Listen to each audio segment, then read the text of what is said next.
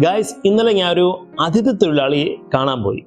കണ്ടതിൽ വെച്ച് ഏറ്റവും മാന്യനും ഡീസൻ്റ് ആയിട്ട് കഴിയുന്ന ഒരു വ്യക്തിയാണ് ഇന്നലെ ഞാൻ കണ്ടത്. അദ്ദേഹത്തെ കണ്ടാൽ മലയാളിയാണെന്ന് തോന്നുന്നു.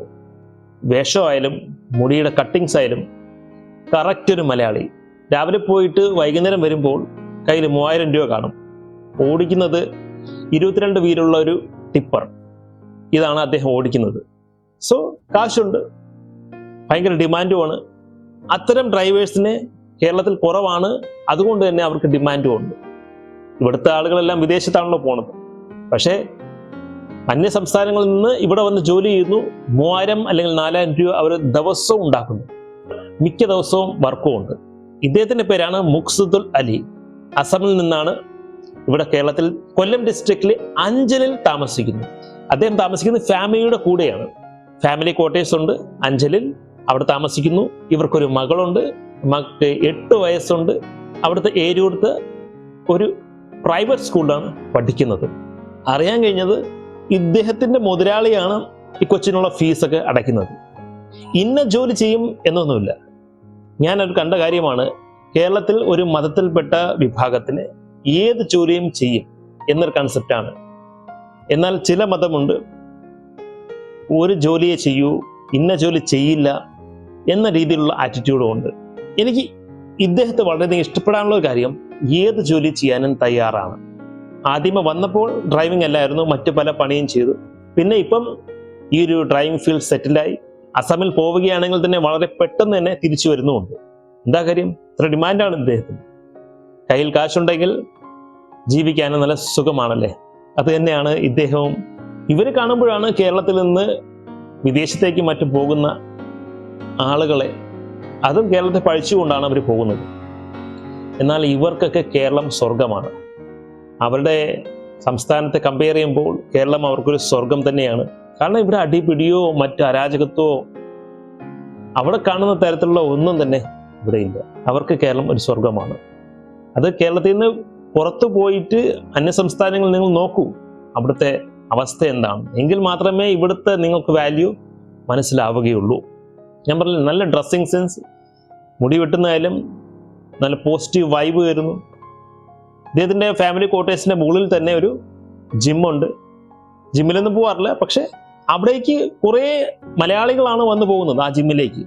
അതൊന്നും അവർക്ക് പ്രശ്നമേ അല്ല. എല്ലാവരുമായിട്ട് ഇടപഴകി ജീവിക്കുന്നു. ആ ഒരു ഫാമിലി ക്വാർട്ടേഴ്സിൽ ഇവർ മാത്രമല്ല, മറ്റ് പലരും ഉണ്ട്. ഞാൻ ചോദിച്ചു, ഭാര്യ ഇവിടുത്തെയാണോ അതോ അസമിലെയാണോ? അപ്പം അസമിൽ നിന്നാണ് കിട്ടിയിരിക്കുന്നത്. ഇവിടെ ഏകദേശം 5-7 വർഷമായിട്ട് ജോലി ചെയ്യുന്നു. അതിലുപരി കേരളത്തിൽ വന്ന് പോയിട്ടുണ്ട്. കറങ്ങാനൊക്കെ കൂടെ കൂടെ പോകും, പല സ്ഥലങ്ങളിലായിട്ട് പോകും. ഓണത്തിന് ഇവര് മുതലാളി തന്നെ ഇവരെ കറക്കാൻ കൊണ്ടുപോയിരുന്നു. കണ്ണൂർ, തമിഴ്നാട്, ട്രിവാൻഡ്രം, ഇങ്ങനെ കറങ്ങാനായിട്ട് ഓണത്തിന് ഇവർ പോയി. പോലീസുമായിട്ട് എന്തെങ്കിലും പ്രശ്നം ഉണ്ടായിട്ടുണ്ടോ എന്ന് ചോദിച്ചപ്പോൾ ഇല്ല, പേപ്പറൊക്കെ ക്ലിയർ ആണെങ്കിൽ പോലീസ് അങ്ങനെ വളരെ ശല്യം ചെയ്യാറില്ല എന്നാണ് ഇദ്ദേഹം പറയുന്നത്, മുഖ്സുദുൽ അലി പറയുന്നത്.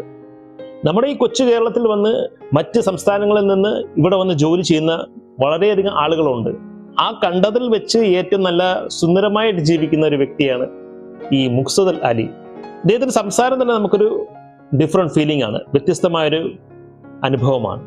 വായിലെന്തോ ചവച്ചുകൊണ്ടിരിക്കുന്നുണ്ട്. അത് അവിടുത്തെ ഒരു മാനറിസമായിരിക്കണം. അതെന്തോ ആയിക്കോട്ടെ, ഗുഡ്കയാണോ പാൻപരാഗാണോ എന്നൊന്നും ഞാൻ ചോദിക്കാൻ പോയില്ല. പക്ഷെ ചവയുണ്ട്. അത് ഞാൻ ഏതെങ്കിലും നോർത്ത് ഇന്ത്യൻസിനെ നമുക്ക് നോക്കുകയാണെങ്കിൽ, അല്ലെങ്കിൽ നോർത്ത് ഈസ്റ്റിലെ ആളുകൾ നോക്കുകയാണെങ്കിൽ, വായിൽ ചവയ്ക്കുന്ന രീതി അവർക്ക് പതിവാണ്. ഫുഡൊക്കെ അവർ വെച്ച് തന്നെയാണ് കഴിക്കുന്നത്. എല്ലാവരും ഒത്ത് വെച്ച് കഴിച്ച് വെളിയിൽ നിന്ന് കഴിക്കാറില്ല. പിന്നെ വല്ലപ്പോഴെങ്കിലും രാവിലെ സമയമില്ലെങ്കിൽ മാത്രം ഹോട്ടലിൽ രാവിലത്തെ ഫുഡ് കഴിക്കാറുണ്ട്. എന്തായാലും മുതലാളി ഇദ്ദേഹത്തിന്റെ മകളെ കൂടെ പഠിപ്പിക്കുന്നുണ്ട്. അതായത് അത്രയും പ്രിയനാണ് ഈ ഒരു മുഖ്സുദുൽ അലി ആ ഒരു കോൺട്രാക്ടർക്ക്, ആ ഒരു മുതലാളിക്ക്.